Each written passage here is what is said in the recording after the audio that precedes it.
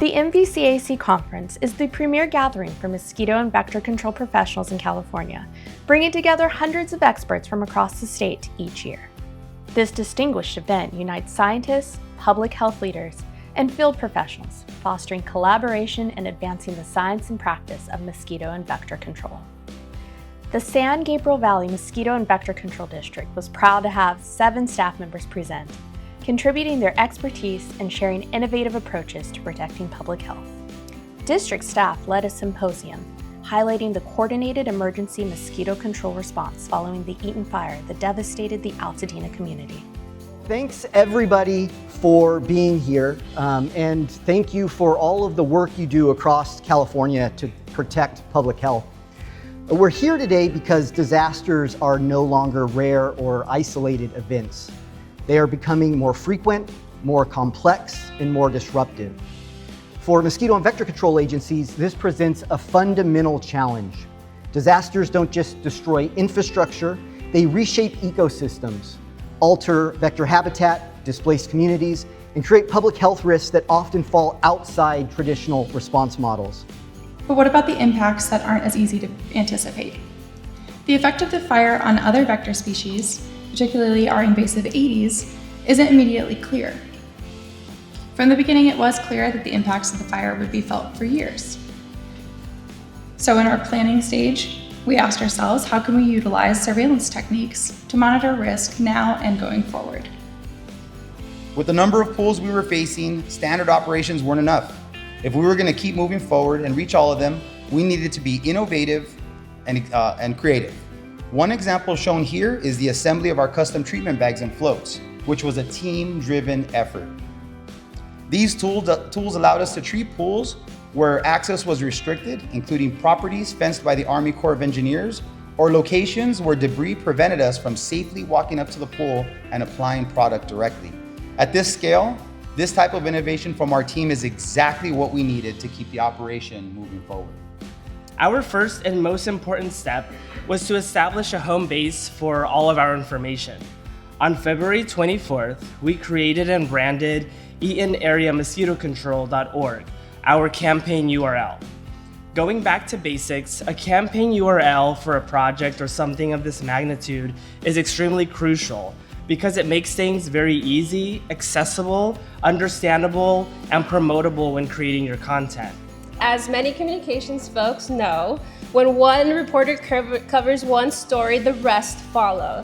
But in my vector control experience, this was unprecedented.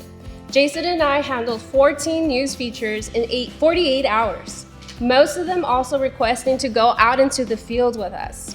Once we were able to take them out, we had 25 news features in 2 weeks and 40 in year-round coverage. So we received media interest from local, regional, national, and ethnic media.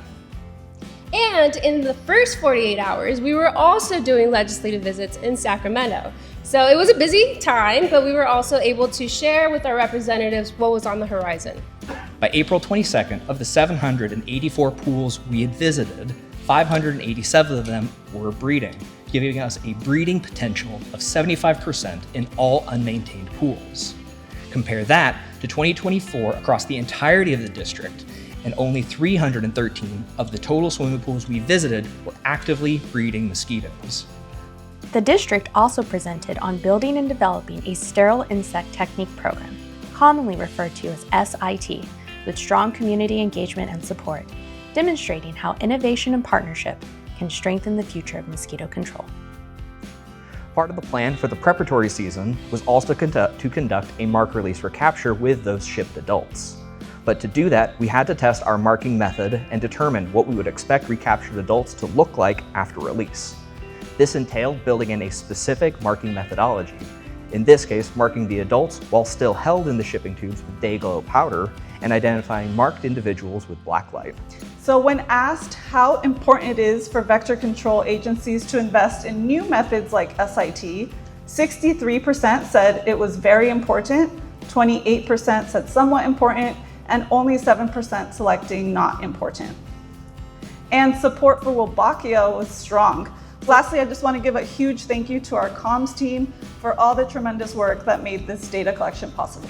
This response reflected the culture of our organization, one built on teamwork, accountability, and a shared commitment to public service. I would also like to take a moment to thank each and every one of our staff members at SGV Mosquito, because without them, this work would not have been possible.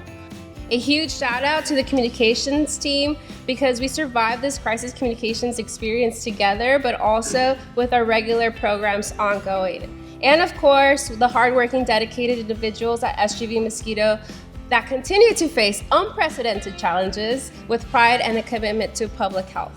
This effort could not have been accomplished without the astounding efforts of not only our SGV staff, but also our many collaborative partners. This was not a success of one team or one agency, but of a larger public health community, all working for the betterment of our constituents. Thank you all very much.